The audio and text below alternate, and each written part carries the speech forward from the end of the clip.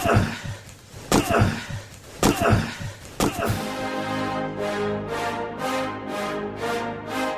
rolls out to the right, pitches off to Taylor, and Taylor's to the 20, down to the 15, down to the 10, 5, 4, 3, 2, 1. Touchdown, Billy Taylor! Touchdown, Billy Taylor! Billy Taylor scored a touchdown from 21 yards out. The crowd goes berserk. It was November 22nd, 1969. That they came to Barry, Michigan, all dressed in maize and blue. The words were said, the prayers were read, and everybody cried. But when they closed the coffin, there was someone else inside.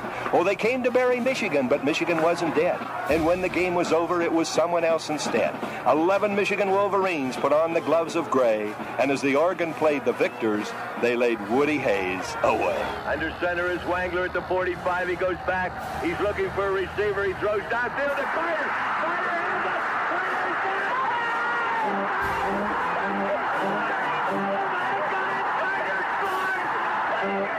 Who's got it better than us? Nobody!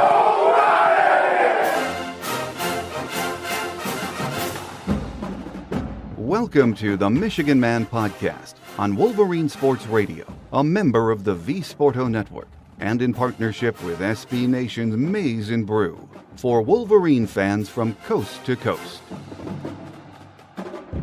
Go Blue, and welcome to our Illinois Visitors edition of the show.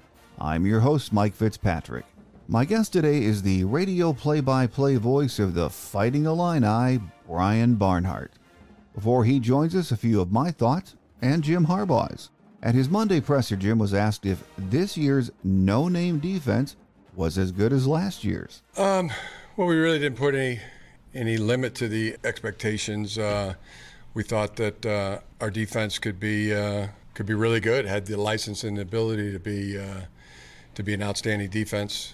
You know, at the time, I said that called it the no-name defense in some ways. Where guys at each position were competing and to make a name for themselves, and I think that's transpired. Playing great team defense, each position group is really playing outstanding, and they're playing outstanding together. Jim said one thing is for certain. This week, we will be tested on both sides of the ball. Our run wall has been very good. It's going to be tested this week, probably like none other up to this point. So Illinois is very strong at the line of scrimmage on both sides of the ball. Outstanding run scheme, outstanding running back. So it'd be a real challenge and a task for our team this year, and it's been one of our strengths.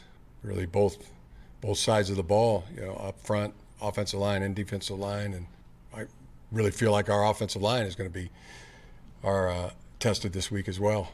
So, big challenge, and we're preparing for it now. Fans are concerned with the passing game as we approach the end of the season. Jim doesn't seem to be as concerned. We're trying to improve everything: running game, passing game, coverage. Every phase of the game. In your opinion, the passing game isn't what the running game is. This pass game, there's an adage in football: you have to make them stop something. If they don't take it away and they don't stop it, then you're kind of foolish to not keep attempting to, whether it's throw the ball or run the ball. But I feel really, really good about our offense. Feel really, really happy coming off this last ball game, and another really good performance. I can't remember the last time we turned the ball over, but it's playing really good sound football, playing really good up front. Yeah, there's things to work on both sides of the ball, and we'll continue to do that. This week we honor the seniors, and it is a big class. One, Jim says, has made his job a pleasure. Just tremendous. It is a large group. I think somewhere around 40, 42 or 43. Been a tremendous group. It's made my day-to-day so good, just being around the type of guys that they are. They work so hard. They cause me very little grief at any time. Can't say enough good things, really. And they don't have adult problems. They just really good, focused, genuine, down-to-earth guys. Some will be leaving the program, some will be back. We support them all. They've just been so good. A few weeks ago, this Illinois game was looking like a matchup between two teams contending for a possible playoff berth. A lot has changed in those 2 weeks. The Illini have lost 2 straight, and they are banged up on both sides of the ball. Still, they are not to be taken lightly. My guest today says Illinois is almost the mirror image of Michigan in how they play the game. Run the ball, be physical, don't turn it over, and play great defense. With us next is the radio play-by-play voice of the Fighting Illini, Brian Barnhart. So don't go away.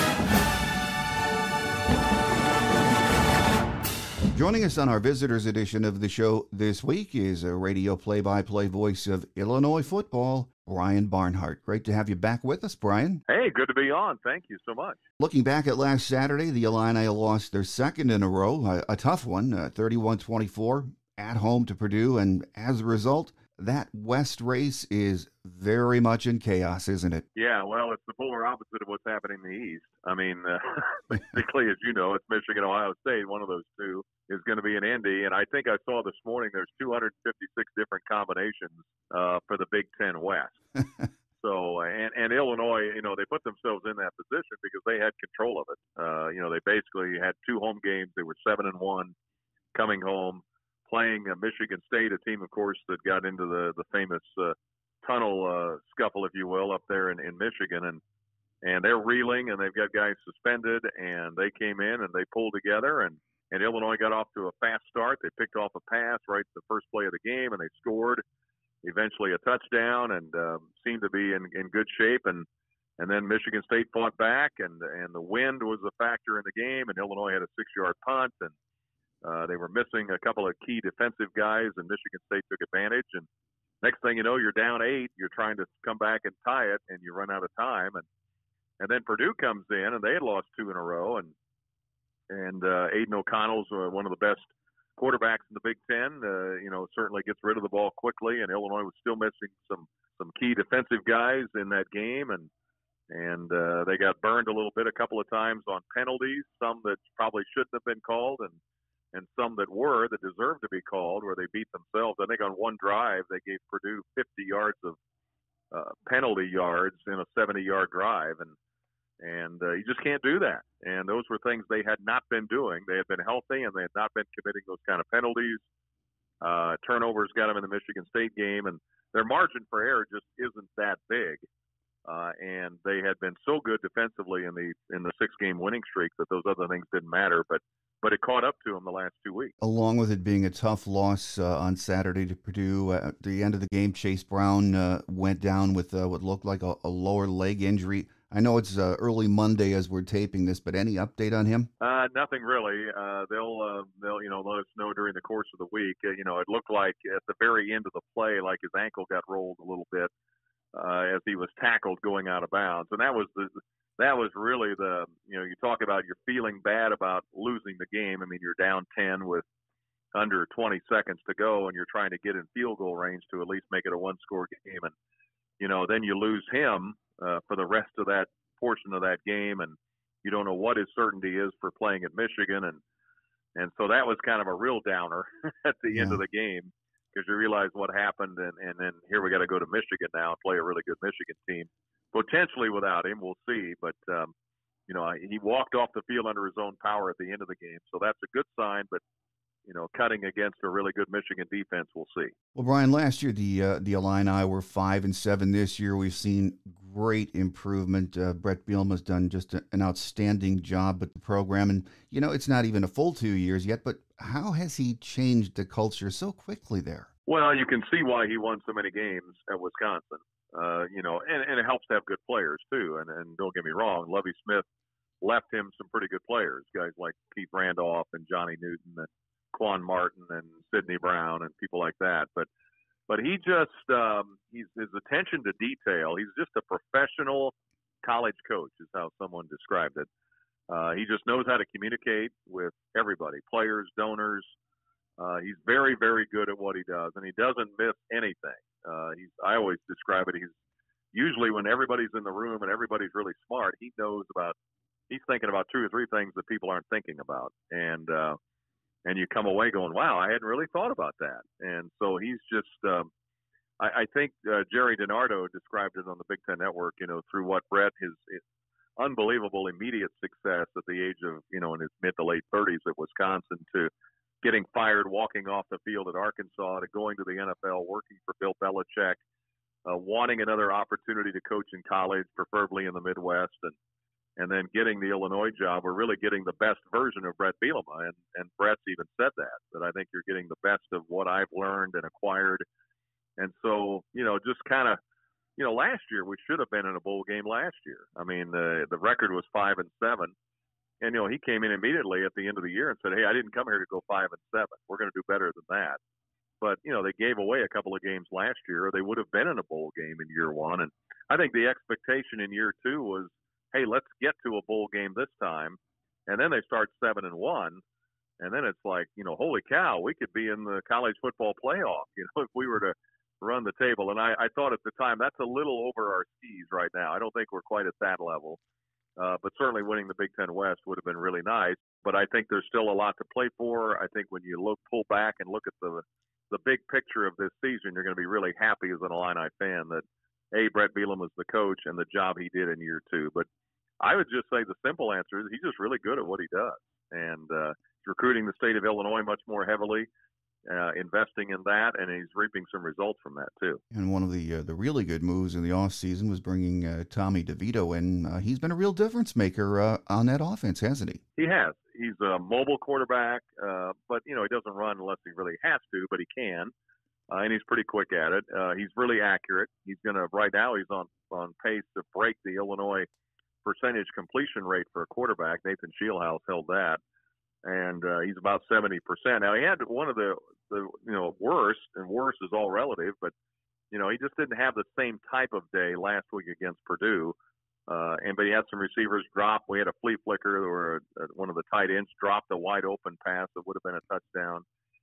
He had some drops. He had some throws that were a little off, which was uncharacteristic for him because he's been just deadly accurate, and they've kept him pretty clean pretty much throughout the year. So, yes, he's been a big part of the offense, and merging him with the new offensive coordinator coming in, from Texas San Antonio, Barry Lunney, who just got a contract extension, has been a real, he called it an arranged marriage, but it's worked pretty well. The Illini offense, other than DeVito, and of course we all know about Chase Brown, they have some other weapons that are very impressive. And the guy that jumps out to me whenever I've been able to watch Illinois is Isaiah Williams, and he has 64 grabs so far this year, Brian, and he's fast. He really is a game breaker, isn't he? He is, yeah, and he's funny because he used to be a quarterback, and he was a highly recruited quarterback out of high school in St. Louis. Oklahoma recruited him, Nebraska recruited him, but he wound up coming to Illinois, and then he just struggled as a quarterback. He never really, got a ton of opportunities. When he did, he looked a little in over his head, and so he made the switch to wide receiver and then had to learn that position, and he just keeps growing. I don't think he's hit his ceiling yet as to what he can do, but he's great in the jet sweeps. He's great in the catches over the middle that he can turn a 10-yard gain into a 60-yard touchdown, which he's done a couple of times this year, and he's got great speed, and really he's just really still learning how to play wide receiver, but he's learning it pretty quickly. And over on the defensive side of the ball, we all know how good the Illini are. Top 10 nationally in numerous categories. This is a defense that even when that offense struggles can keep them in any game, can't they, Brian? That's how they've won a lot of games. Is they won a lot of games by 26-10. They wouldn't necessarily score a ton of points. They would. I think they're near the top of the Big Ten in time of possession, so they would chew up a lot of clock. They were struggling in the red zone a little bit at times, but the defense was so good, number one in so many categories, that even if they struggled in the red zone or didn't score as much as they should, or they had a turnover here or there, the defense was so good it didn't matter. And so we'd win. If you look at our scores, they're all pretty similar. It was the same formula week after week after week. And the Indiana game was the one blip up until the last couple of weeks. And even that game, they dominated physically up front and just beat themselves with some turnovers and penalties. And so yeah, the defense has been, especially the front line guys, and that's been part of the issue, is we're just not as deep as a Michigan or Ohio State or someone like that, where you can just plug new guys in. We have the problem that Minnesota or Purdue or some of the other teams in the Big Ten have, the Big Ten West particularly, that, if we get key guys down, then you start juggling pieces around. It just changes the look of the defense. And that's kind of what we've seen the last couple of weeks. And Michigan State tried to offset the pressure we were getting on the quarterbacks repeatedly by throwing a lot of screen passes. And that worked effectively. And we were over-aggressive, and they made us pay for it. And, we couldn't get to Aiden O'Connell. He just has such a quick release. And, just those things kind of add up. But, yeah, the frontline guys, the Browns and the Martins and all of those guys in the secondary have been just fantastic all year. And then the pressure up front with Newton and Randolph, what they call the law firm of Newton and Randolph. Those guys have just been spectacular and getting a lot of pressure. In fact, I think as a combination, they lead the country in pressure, but they just couldn't get enough on either Peyton Thorne 2 weeks ago or Aiden O'Connell last week. Well, this Saturday, huge game for both teams. Michigan has not played a team built like them, and I think Illinois is pretty much a mirror image of what they want to do on both sides of the ball, Brian.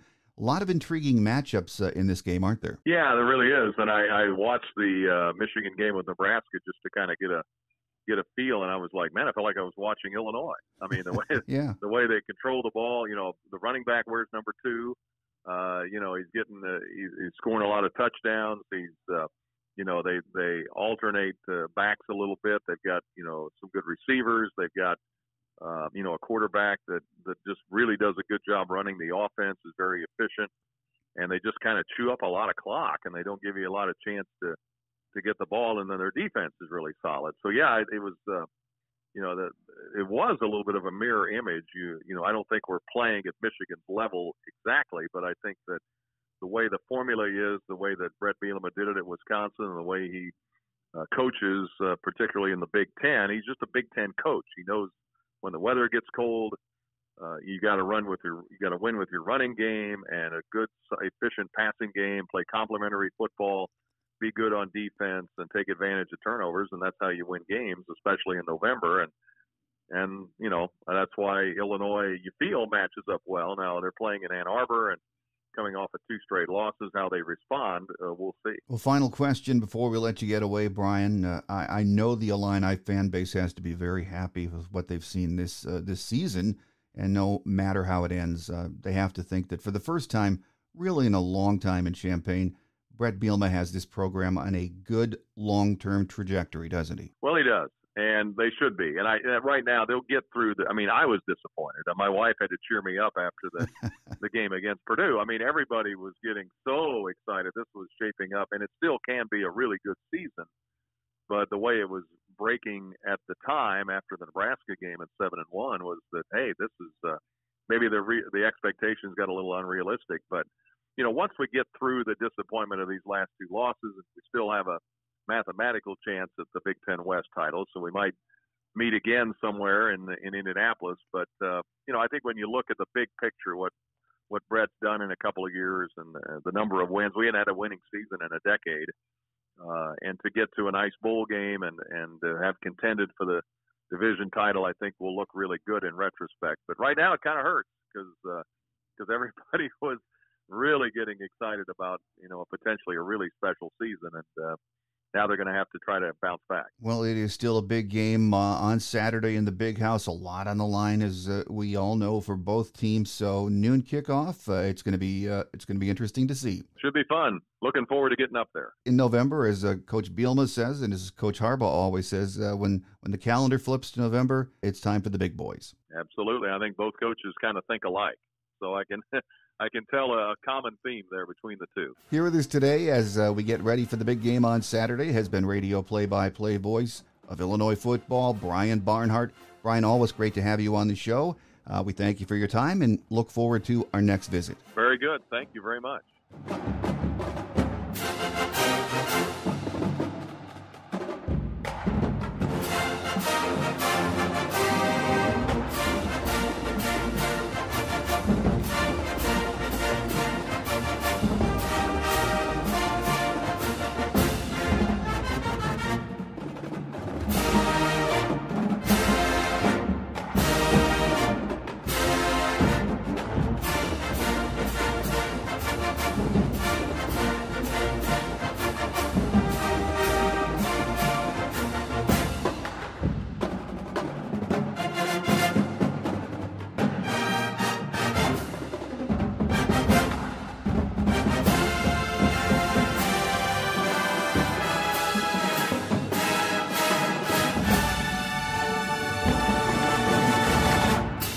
On Quick Hits today, thanks again to Illinois radio play-by-play voice Brian Barnhart for being our guest. He's another one of the good guys in the Big Ten. On the injury front, Jim didn't have much to say at his presser. He said, "We'll see," on Donovan Edwards and Luke Schoonmaker. Other than that, it's Week 11, and both teams this Saturday are playing bunged up. We got this show up before the college football playoff show this week, but we'll assume we're still number 3. I can't imagine falling at all. But in the end, it really doesn't matter. It's all about taking care of business and controlling what we can. Beating Illinois on Saturday, then going down to Columbus and putting it to the Buckeyes. If we do that, we're in. It's that simple. Of course, we still have to win the Big Ten championship game, but one day at a time, one game at a time has to be our thought process right now. On Thursday's Michigan Game Day show, our guest will be Chris Ballas from the Wolverine, so make sure you join us. That will do it for now. I'm your host, Mike Fitzpatrick. Have a great Wolverine week, everyone. Until we meet again, take care, and as always, go Blue.